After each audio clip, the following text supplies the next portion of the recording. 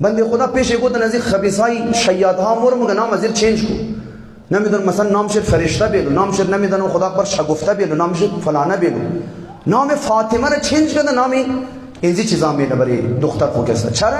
مگه اون نام سنگین بود، العیاذ بالله. یعنی نام فاطمه زهرا سلام الله علیها مبارک ترین اسم من زنها، آیا واقعا نعوذ بالله یگو بدی داره برای صاحب از نام که برو چینج کنو؟ خیلی جایی تعجب است. این یعنی عزیزان گرامی ضعف ایمان، این یعنی انسان عقل را ایله کرده، اینا هم خرافات، اینا هم خرافات است. این یعنی از ایمان دور شدن، از تعلیمات اسلامی دور شدن، از عقلانیت دور شدن و رفتن به سمت افکار شیطانی، افکار نامعقول. هیچ ربطی نداره. هر نامی اول خو نامی نیک بلیان ایگو کس اگر نامی دختر خوره، نامی بچه خوره، ایگو نامی فالتوی اشته، ایگو بیمعنا نام اشته که امروز تقریبا فیشن جور شده. یک نامی پیدا کو که انتیک باشه. یعنی چی مثلا؟ بلیان اگر دو نمبر نام اشته، فالتو نام اشته، بیان نام را از خاطر انزی چینج کن. بازم نه از خاطر ازی که اون نام ایگو مثلا، نه انزی چه، چون نام بیمعنای. بیان نامی خدا را بیل برای اولادهای خو، صفات خدا را، اسامی ائمه را، نام انبیا را، اسمهای قرآنی را بیلو برای بچه خو کسا. این یک نکته. این از ضعف ایمان و دور شدن از تعلیماتی اهل بیت علیهم السلام است. اینا رو باید توجه داشتیم. خب اما مسئله دیگه، چطور باز نام که چینج میشه، چطور بازو جور میشه، مسئله چطور حل میشه، بیماری چطور برطرف میشه؟ عزیزان گرامی، وقتی که این تمام امزی تعویض نویسایی که خدا اینا را هدایت کنه، قابل هدایت هم نیه یک بلوغ از اینا، باز مدوانی خدا هدایت کنه. اینا پیش از اینا که مورین یقین که اکثری از اینا اول خود تمامش یاد نداره، ام بعضی هایشم که یاد داره، امینا اگر ایگو تعویض لکاین ایگو مسئله من زندگیشون حل میشه، اینا در توسط جنات حل مونه در من زندگی انسان، در من توسط جنات شیطانی اینا مسائل حل مونه. چون جنها این پاور را داره، چون جنها این قدرت را داره. جنها بعض اوقات میتونه در من زندگی تو سرگردانی ایجاد کنه. حتی جنها این قدرت را داره که تو میتونه جسمانی طور پر بیمار کنه تو را. این پاور هم داره اونا.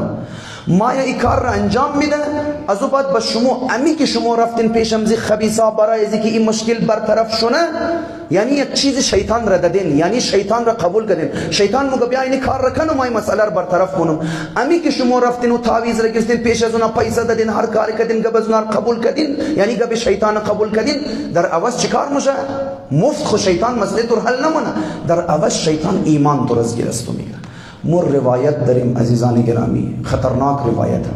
مگه در لحظه مردن برای بعضی از برای تمام انسان ها مگه شیطان ظاهر میشه، مگه تو خو خدا داره و بچه های تو از گیر تو میگیره، تو از بچه ها دور مونه، تو خو خدا داره و این خانه زندگی که جور کردی از گیر تو میگیره، تو خو خدا داره و تو از منیزی دنیا مبرد، در حالی که اولادهای تو دست و نیاز داره. دیدی خدا چی ظالم نعوذ بالله، شیطانی گوار مگه این بنده خدایی که در حال مردن است، مگه خب چیکار کنم، رای حل چیه؟ بیا مگه این یک گلاس آور که ما تور میدم، یعنی بخور، یعنی که خوردی تمام از این مشکلات نمیلم ما که تو خدا از گیر از اینا دور کنه کستا، ما تو محفوظ میلم از اینا. خب خبره که می شیطان من روایت است، حالا تفسیر دقیق شی حقیقت پسی پرده چی است، ظاهری آیه روایت می امی که مگه مو گلاس آور بگیری بخوری، مگه ایمان تو از گیر تو گرفته در حالت کفر، مگه تو از دنیا رهیمونه شیطان مگه میلیه. خیلی خطرناک در حال حیات هم علمی کار موشه. شما خیلی نمیده مفت کلزی شیطان مای مشکلات حل مونه، نه علمی انسان. اونایی که دیدید مگه مار جادو کده، مار تعویز کده، اونا قچی جادو و تعویز مونه، آیا اونایی گو نه در واسطه جنهایی کارا مونه. مورا پیشمزی تعویز نویسا مگه فلانی را کاری کنو که مثلا اینا زن شوهر از یک دیگه جدا شونه، کاری کنو که کاروبار ازی بند شونه، کاری کنو که اونا اولاد چی بیمار شونه، کاری کنو که اینی تر شونه، او خبیث پیسه را میگیره، جنهای شیطانی خلاصه را اینا و دمانی زندگی و واقعا نمی کار مونه.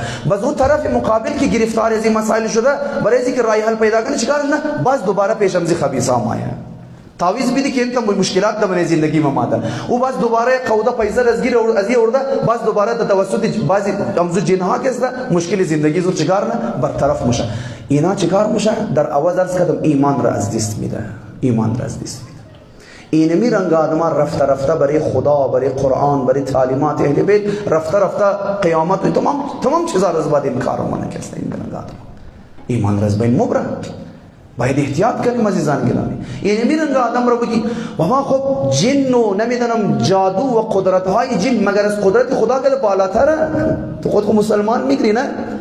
خود پیروی اهل بیت میگری، مگر تو ایمان نداری که خدا از همه بالاتر است؟ قدرت چی؟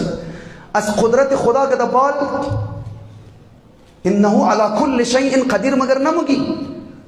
تازه خود جن که تمام پاورز خود تمامش مخلوق کیه؟ مخلوق خدای دیگه. وقتی خداوند متعال تو راه های مقابله با از جن ها و سحر ها و جادو ها نشان میده، طرف از اون نموری اما طرف از این موری. خیلی از اوقات عزیز من اگر مینگرنی بچه تو بیماره، اگر مینگرنی مشکلات وجود داره، نرو فورا دنبال از شیطان ها که باید مسئله را حل کنه. چرا باور نمونی که علمی بلاها هم در دست خداوند متعاله. روایت ربی خانم عجیب عزیزان گرامی، خداوند متعال در عزت و جلال خو قسم خورده. این معنی روایت، خدا در عزت و جلال خو قسم خورده مگه هر کس که در غیر عظمت تکیه کنه، هر کس که برای حل مشکلات و برطرف شدن بلاها در غیر من خدا توسل کنه و کمک بخواه، خداوند متعال مگه ما هیچ وقت مگه آرامش را در من زندگی زو نمیرو، هیچ وقت مشکلات زو حل نمیشه. ما از رحمت خو انسان دور منو. خدا مگه وقتی من خداستم، تا کی دیدی نگو کسی که در من خدا متوسل شده باشه، از من خدا کمک خواسته باشه، ما اور ناامید کرده باشم؟ چند نفر رو شما دیدین مگه؟ تو فقط بیا خود از من تکیه کنو برای از من، تو بیا فقط از من کمک بخوای. کی خواسته و من نکردم برای از تو؟ وقتی ما اصلا با وجودی که ما تو رو وعده دادم خدا مگه با وجود از اگر تو بری دنبال غیر من خدا از اونا کمک بخوای، خدا مگه ما از رحمت های خود تو رو محروم مونم، هیچ وقت تو رو اجازت نمیدم تو آسایش و آرامش برسی، هیچ چیز در زندگی تو حاصل نمیشه. این خدا قسم خورده عزیزان گرامی، در ذات از خدا عزت و جلال کو قسم خورده خداوند. اما مو خدا را ایله کده موریم دنبال یزی چی؟ جادو جنبال. بابا یک مقدار مشکلات در زندگی تو مات، باور کن این مشکلات رم خدا در من زندگی تو آورده. اگر خدا آورده از جانب خدا جز خیر هیچ چیز در انسان نمیرسه. حتما در خیر تو یا تحمل کنو. بچه تو ناجوره برو دکتر ببر، خوب دکتر را پیدا کو، علاج کو بچه خورد. وقتی که هم که علاج منی قد علاج قاطی بیا از خدای خود کمک هم بخوای، دعا هم کنو، دعای مشلول هم بخوان، سوره نور را هم بخوان، دعای توسل را هم بخوان. در کنار چی اما بر علاج کنو بچه خود. اقتصاد تو خوب شینیه، اقتصاد تو در او کمزور شده ایه، برو خوب کار کنو، از رای حلال کار کنو، عقل خورده کار بندازو، زحمت بکش، اما قد ازو قاطی روزانه سوره زاریات را هم بخوان، شاو سوره واقعه هم بخوان، حرز کبیر امام جواد هم قد از خود داشته باشو، صدقه هم بدی، یعنی کارارم کن، از خدا کمک بخوای کارم کن. خدا اگر رزق و روزی دستون نرساند از بعد پس